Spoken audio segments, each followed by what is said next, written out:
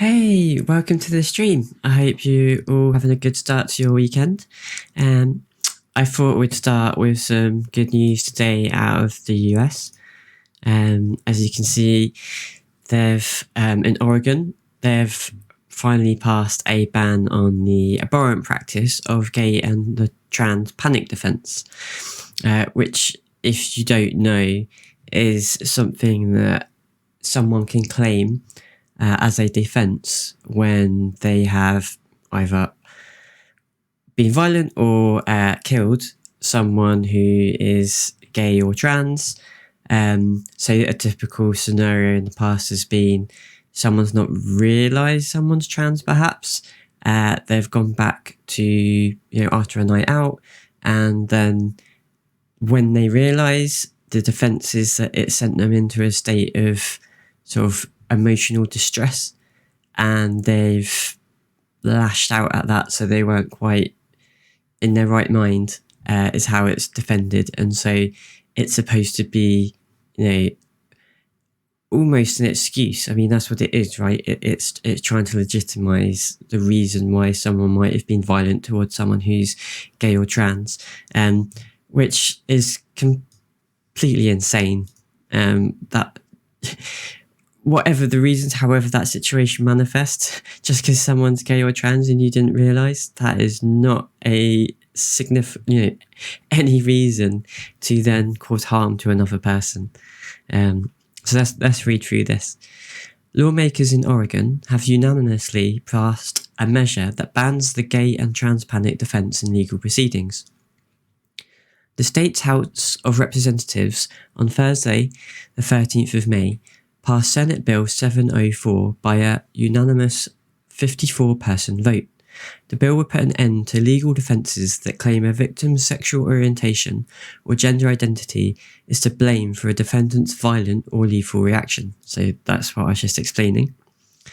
SB 704, previously passed by a nearly unanimous 29-1 vote in April. The bill now goes to Democratic Governor Kate Brown to be signed into law. If it passed into law, it will make Oregon the 14th state to ban the gay and trans panic defense. Vermont banned the gay and trans panic defenses earlier this month, joining 12 other states and Washington, D.C. in prohibiting the use of such defenses in legal cases. Currently, 37 states, including Oregon, do not prohibit the use of legal defences claiming the victim's sexual orientation or gender identity contributed to defendant's actions.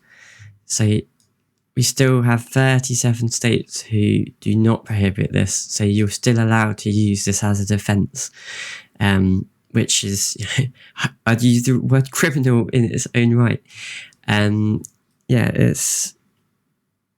It's crazy that you could try and argue that's some sort of justification for, killing someone.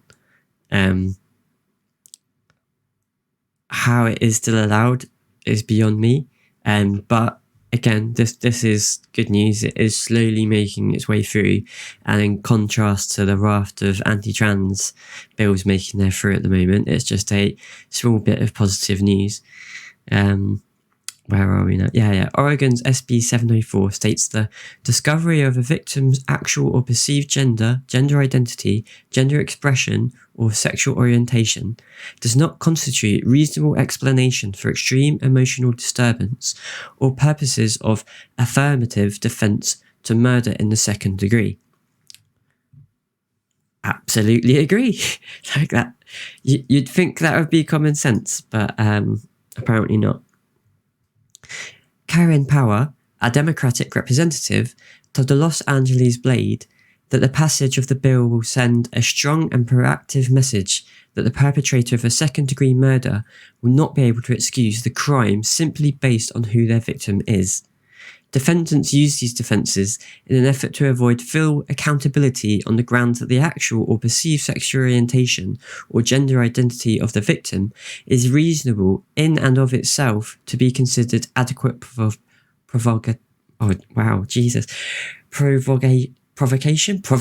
I got there in the end. I should get an achievement for that. Provocation. There you go. I can speak. again, I mean, of course, the argument is trying to say that just someone's identity is enough to cause harm, physical violence, to the point of even killing. That's, again, you'd think that's just common sense. LGBT plus advocacy group Basic Rights Oregon said in a statement, the passage of the bill sends the message that violence against LGBTQ people is never acceptable. The group added it also meant lawmakers were showing up for Black, Indigenous and Latinx transgender women who experience disproportionately high rates of violence. So, yeah, there's not a lot more to say about this one, to be honest. It's a shame that this is still so high, but hopefully this can continue, and it's great that this actually completely passed through and there was only one vote against previously. Yeah, that is a small win. I mean, the fact that this even has to be made illegal is depressing, but that's what these laws are there for, right? Is to then, when these things crop up, is to stop them being abused. So that's that.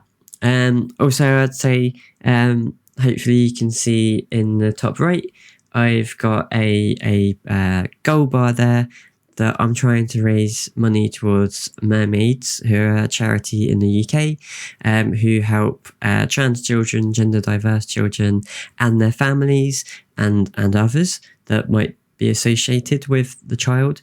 They provide support and advice, and all round do some brilliant work. I'd be eternally grateful if you could donate any money you might have, free, obviously, available to them. There's links underneath the video. All money goes direct to them through those links. It does go, through the website is Streamlabs. So that's the software that I use to stream, but it's a program they've set up so that the money doesn't go to me. It goes straight to the charity. The only fee that comes out is a PayPal fee. So almost 100% of the money goes to the charity when you use those links below. And when you use those links below, it means that I can then track how much support I've been able to raise. And that would be very, very, very appreciated. And if you don't have money, I just appreciate just sharing this channel to as many people as possible if you've enjoyed it. If not, then fair enough. But if you did, then yeah, please do share. Thank you. So that's that, and let's hope that we get some more good news from the US on that front.